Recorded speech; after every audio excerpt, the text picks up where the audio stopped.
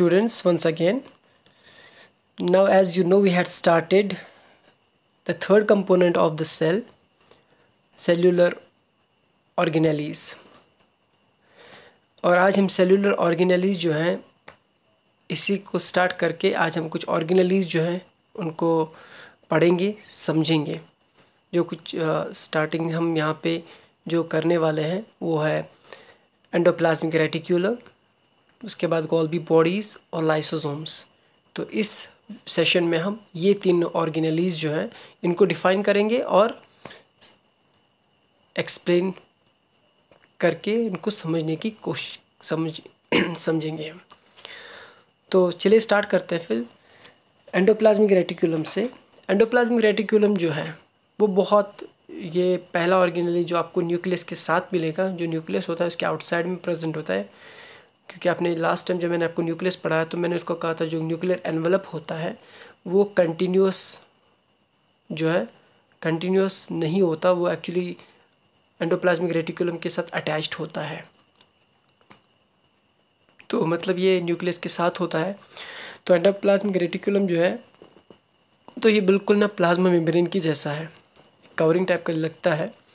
ये भी एक नेटवर्क टाइप का बनाता है, आउटसाइड न्यूक्लियस के बाहर एक नेटवर्क टाइप का इसमें होता है। ये यहाँ पे मेम्ब्रेन बाउंड ऑर्गेनेली है, तो इसमें मेम्ब्रेन बाउंड ट्यूब्स और शीट्स होते हैं।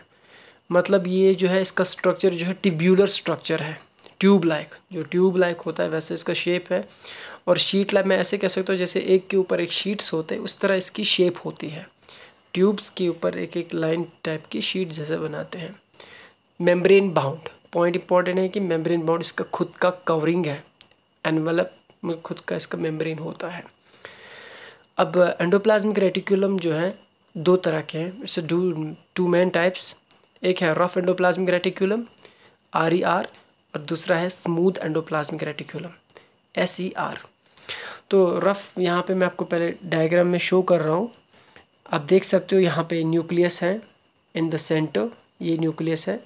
और न्यूक्लियस में आप देख सकते हो ये इसकी आउटसाइड जो न्यूक्लियर एनवलप है वो कंटिन्यूस है। यहाँ पे ये वाला जो है रीजन, ये वाला रीजन जो कंटिन्यूस देखोगे आप, ट्यूब्यूलर लाइक शीट्स एक के ऊपर एक जैसे शीट लग रहे हैं ये, और इनके ऊपर डॉट्स टाइप के हैं।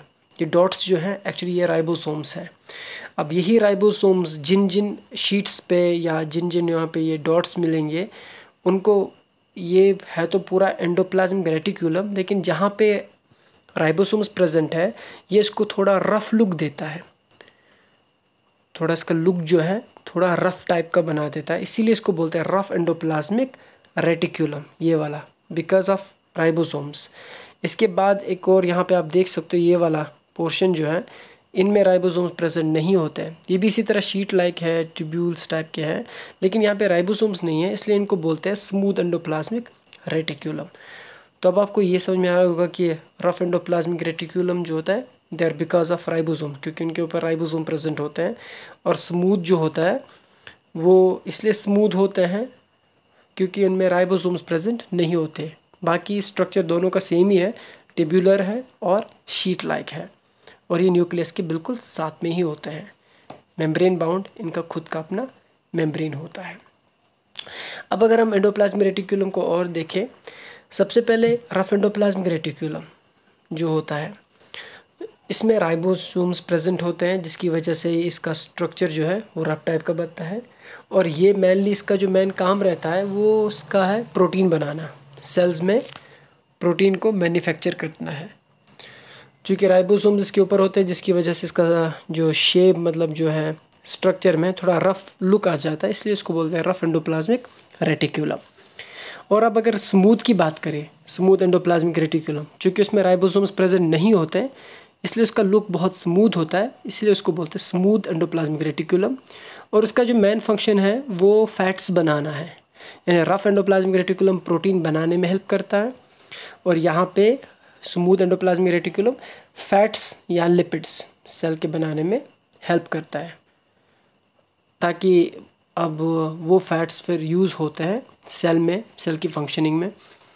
अब एक चीज़ जो है, जो वर्टिब्रेट्स में जो लिवर सेल्स होते हैं वर्टिब्रेट्स हम ऑनगोइंग हमें पढ़ना है, डाइवर्सिटी ऑफ ऑर्गेनिज्म, उसमें हम क्लासिफिकेशन पढ़कर इस वर्ड को अच्छे से समझ जाएंगे। वर्टिब्रेट्स जिनमें वर्टिबल कॉलम होता है, तो वर्टिब्रेट्स में जो लिवर सेल्स होते हैं, यानी हायर ऑर्गेनिज्म में जो लिवर सेल्स होते हैं, उनमें जो स्मूथ एंडोप्लाज्मिक रेटिक्यूलम है, इसका एक और फंक्शन है, और वो ये है कि ये पॉइजन्स और ड्रग्स को डिटॉक्सिफाई करते हैं, मतलब उसको ख़त्म करते हैं या निकालते हैं। जैसे ड्रग्स अगर ज़्यादा कंज्यूम होता है बॉडीज़ में, या पॉइज़न जो होता है कंज्यूम होता है, तो उनको बाहर निकालना, उसमें भी हेल्प करता है स्मूथ एंडोप्लाज्मिक रेटिक्यूलम, लेकिन हायर ऑर्गेनिजम्स में, वर्टिब्रेट्स में।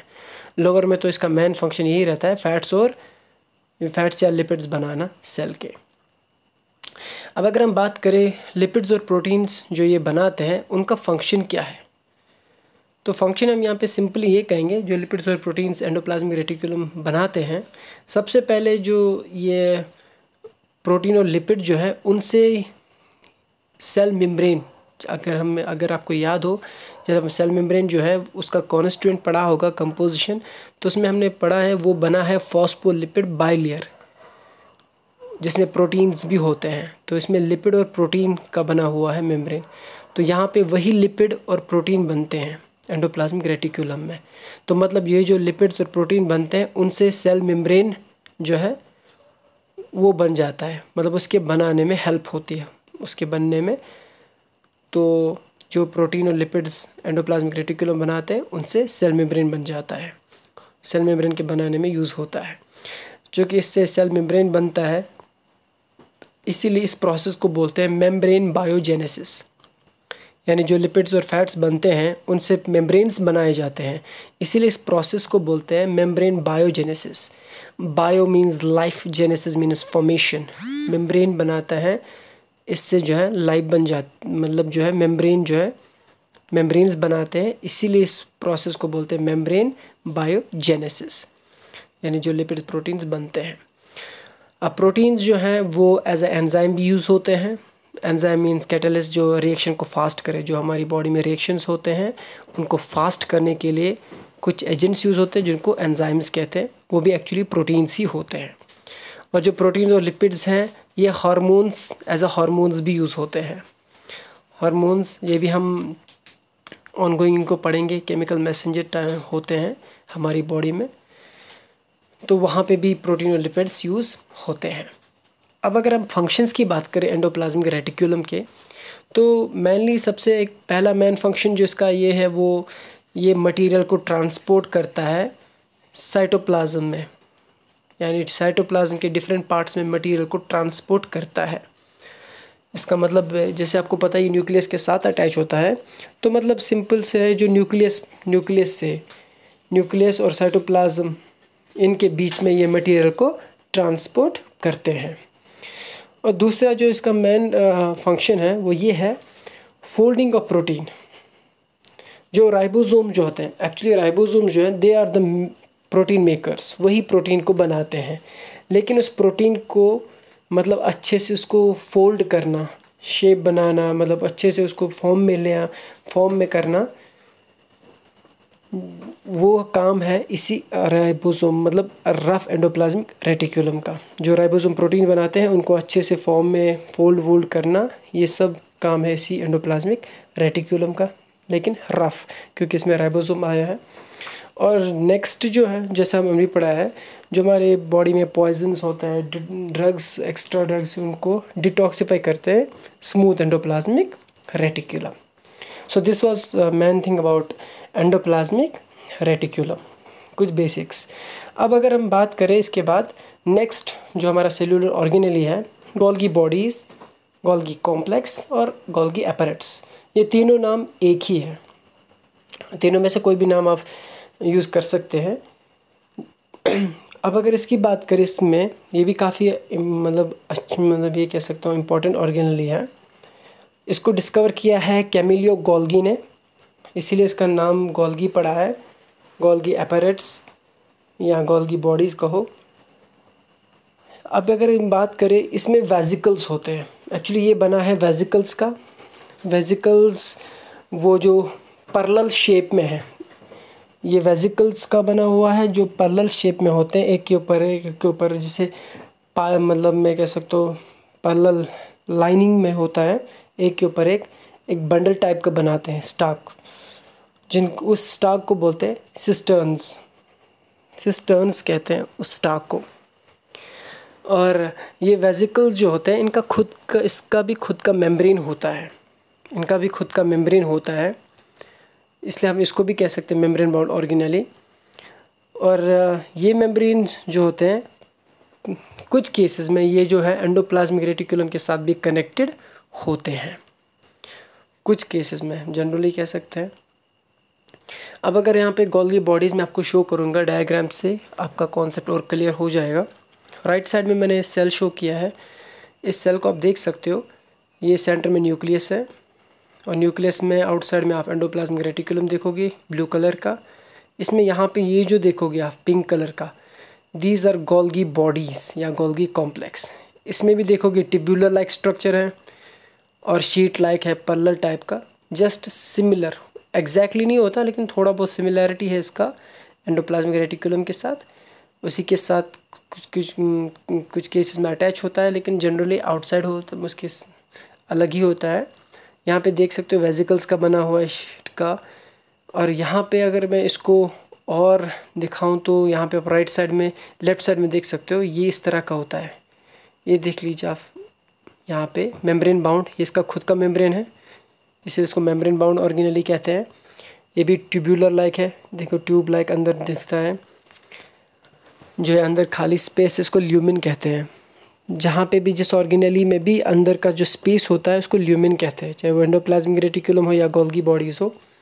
तो यहाँ पे देख सकते हो ये जो है ये वेजिकल्स है, एक के ऊपर एक और, एक के ऊपर एक और, इस तरह जो है ये स्टाक बनाता है, एक बंडल टाइप का, पाइल जिसको कहते हैं। तो यहाँ पे इसको बोलते हैं गोल्गी बॉडीज़, ये सेल में होता है। अब यहाँ पे ये जो है, ये जो लाइंस होते हैं इनको सिस्टर्निया कहते हैं, बहुत सारे तो सिस्टर्निया, एक है तो सिस्टर्न। और इसके दो फेसेस होते हैं, जो ये वाला फेस होता है बेंडेड फेस, इसको सिस फेस कहते हैं। और ये जो वाला एक्सपेंडेड फेस को बोलते हैं ट्रांस फेस। और लास्ट में जो इसमें निकलते हैं बॉल टाइप के, इनको बोलते हैं सेक्रेटरी वेजिकल्स, क्योंकि इन्हीं में बाकी कंपोनेंट जो भी ये करते हैं पैक वैक, वो इसी में ये सेंड कर देते हैं डिफरेंट पार्ट्स साइटोप्लाज्म के। और ये जैसे कैसे बनाते हैं, तो ये रहा आपका जो है गोल्गी अपैरेटस किस तरह दिखता है सेल में और कैसा होता है। यहाँ से आते हैं, सिस फेस की तरफ से आते हैं मटेरियल्स इसमें, और ट्रांस फेस की तरफ से इसको ट्रांसपोर्ट करता है डिफरेंट पार्ट्स ऑफ साइटोप्लाज्म। अब अगर फंक्शंस की बात करें गोल्गी बॉडीज़ की, तो गोल्गी बॉडीज़ जो है, गोल्गी अपैरेटस जो है, ये मटेरियल जो भी एंडोप्लाज्मिक रेटिकुलम से जो भी मटेरियल्स बनकर आते हैं उनको ये different parts of cytoplasm, different parts of cell जो है उनके पास ट्रांसपोर्ट करता है, यही गोल्गी बॉडीज़। दूसरा, जो मटेरियल इसके पास आता है एंडोप्लाज्मिक रेटिकुलम से, ये पहले उसको स्टोर करता है, उसके बाद मॉडिफाई करता है अगर कुछ में कुछ चेंजेस करनी हो, और उसके बाद पैक, तो पैक करके ये उसमें वेजिकल्स में, जो भी मैंने राउंड टाइप की शो की है, उन्हीं वेजिकल्स में इनको पैक करके जहाँ पे उसको भेजना हो सेल के जिस लोकेशन पे, वहाँ उसको जो है सेंड कर देता है। तो जो इसका मेन फंक्शन है वो यही है, मटेरियल को स्टोर करना, मॉडिफाई करना और पैक करके सेंड कर देना in the form of vesicles. तो यहाँ पे जो है इसका एक और फंक्शन ये भी है कि ये शुगर्स बनाता है, कॉम्प्लेक्स शुगर, जैसे कार्बोहाइड्रेट्स होते हैं, सक्रोस, माल्टोस, मतलब शुगर्स बनाते हैं। और लाइसोसोम्स, तो लाइसोसोम्स भी यही बनते हैं, यानी लाइसोसोम भी गोल्गी अपैरेटस से ही बनते हैं जिस तरह वेजिकल्स बनते हैं। तो ये था हमारा गोल्गी बॉडीज़। अब इसके बाद हमारा जो थर्ड ऑर्गेनेली है दैट इज़ लाइसोसोम्स। अब मैं आपको ये सब सीक्वेंस में पढ़ा रहा हूँ क्योंकि ये सीक्वेंस में आप ज़्यादा इजीली समझ जाएंगे। एंडोप्लाज्मिक रेटिकुलम चूँकि उसके साथ अटैच होता है गोल्गी बॉडीज़, इसलिए उसको हमने कवर करके गोल्गी बॉडीज़ क्लियर किया। क्योंकि गोल्गी बॉडीज़ से ही लाइसोसोम्स बनते हैं, इसलिए हम अब लाइसोसोम्स को समझने की मतलब समझेंगे। अब लाइसोसोम्स जो होते हैं ये सिंगल मेम्ब्रेन वेजिकल्स होते हैं। अभी मैंने कहा वेजिकल, चूँकि गोल्गी बॉडी से बनता है, वो वेजिकल्स बनाता है, तो ये वेजिकल होता है। लेकिन ये जो है सिंगल मेम्ब्रेन, ये भी मेम्ब्रेन बाउंड होता है, लेकिन इसमें एक मेम्ब्रेन होता है, सिंगल मेम्ब्रेन वेजिकल। जो इसका मेन फंक्शन जो है हमारी सेल को क्लीन करना, इसका main function cleaning the cell. और एक और फंक्शन जो इसका ये भी है कि जो भी फॉरेन मटेरियल हमारे सेल में, जो भी फॉरेन में यानी बाहर से जो भी कोई पार्टिकल आता है, चाहे वो फूड हो या बैक्टीरिया हो या कुछ भी हो, ये उसको जो है डाइजेस्ट करता है। यानी जो भी बाहर से कोई मटेरियल आता है उसको यही डाइजेस्ट करता है, चाहे वो जो भी हो। सो कभी कभी सेल के कोई पार्ट्स जो डैमेज होते हैं उनको भी ये जो है डाइजेस्ट करता है, लाइसोसोम, जो मैंने राइट साइड में आपको डायग्राम में शो किया है यहाँ पे। अब यहाँ पे जो है लाइसोसोम जो है, मैंने अभी कहा कि ये डाइजेस्ट करता है, चाहे वो जो भी बाहर से जो भी मटेरियल आए हो, चाहे फूड हो, बैक्टीरिया हो या जो भी सेल के डैमेज्ड पार्ट हो, उनको डाइजेस्ट करता है। अब यहाँ पे क्वेश्चन है कि कैसे डाइजेस्ट करता है। जो लाइसोसोम्स होते हैं वो ये इस मतलब एक्चुअली उनके अंदर प्रेजेंट होते हैं डाइजेस्टिव एंजाइम्स। जैसे मैंने अभी कहा एंजाइम्स जो हैं वो they are made up proteins, वो प्रोटीन्स होते हैं। तो लाइसोसोम्स में भी कुछ एंजाइम्स प्रेजेंट होते हैं, डाइजेस्टिव एंजाइम्स, यानी वो एंजाइम जो डाइजेशन में हेल्प करते हैं उनको डाइजेस्टिव एंजाइम्स कहते हैं। तो लाइसोसोम्स में डाइजेस्टिव एंजाइम्स होते हैं और यही एंजाइम्स जो हैं मटेरियल को ब्रेक करते हैं और उसको डाइजेस्ट करते हैं। यानी जो भी मटेरियल ये जो है मतलब अपने पास रखते हैं या जो भी ये कैप्चर करते हैं, उन मटेरियल को उन्हीं एंजाइम से ये डाइजेस्ट करते हैं। दूसरा, जो ये एंजाइम्स इसमें प्रेजेंट होते हैं, ये एंजाइम कहाँ से बनकर आते हैं? Rough endoplasmic reticulum. जैसे मैंने पहले कहा, क्योंकि रफ एंडोप्लाज्मिक रेटिकुलम से प्रोटीन्स आते हैं और एंजाइम्स भी प्रोटीन्स ही होते हैं। तो ये एंजाइम्स रफ एंडोप्लाज्मिक रेटिकुलम से आते हैं, फिर इनको गोल्गी बॉडीज पैक करके जो है किनको दे देता है? लाइसोसोम्स बना देता है। तो ये होते हैं लाइसोसोम्स।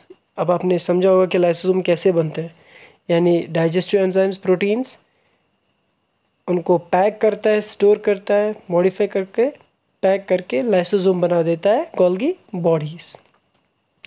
अब तीसरा जो डाइजेशन में, अब यहाँ पे एक और इम्पॉर्टेंट पॉइंट जो आप ऑलमोस्ट काफ़ी स्टूडेंट्स जानते भी होंगे कि लाइसोसोम्स को सुसाइड बैग्स कहते हैं।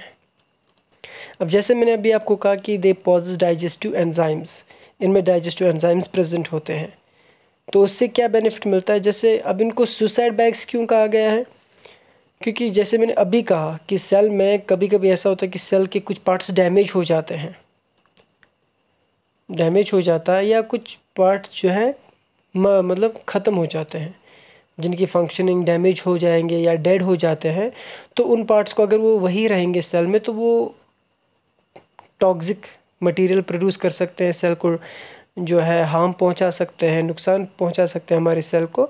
तो उन डैमेज्ड पार्ट्स को या डैमेज्ड मतलब जो भी वो मटेरियल होते हैं, पार्टिकल्स होते हैं, उनको यही लाइसोसोम जो होते हैं उनको एनगल्प करके, कैप्चर करके, डाइजेस्ट करके उनके साथ ये जो है फूड मतलब मैं कह सकता हूँ बर्स्ट हो जाता है।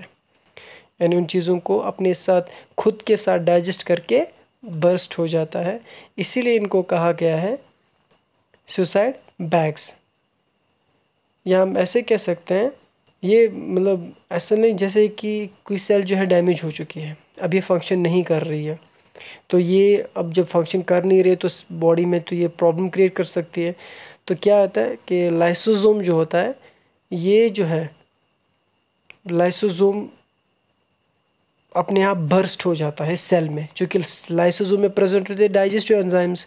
जब लाइसोसोम बर्स्ट होता है तो डाइजेस्टिव एंजाइम्स पूरे सेल में फैलकर पूरे सेल को ही डाइजेस्ट कर देते हैं। इसीलिए इसको कहा गया है suicide bags. So this was all about these 3 main organelles, जो कि हम इसको स्टेप बाय स्टेप पढ़ेंगे पार्ट्स में, ताकि आपको सफिशिएंट टाइम भी मिले इनको समझने के लिए.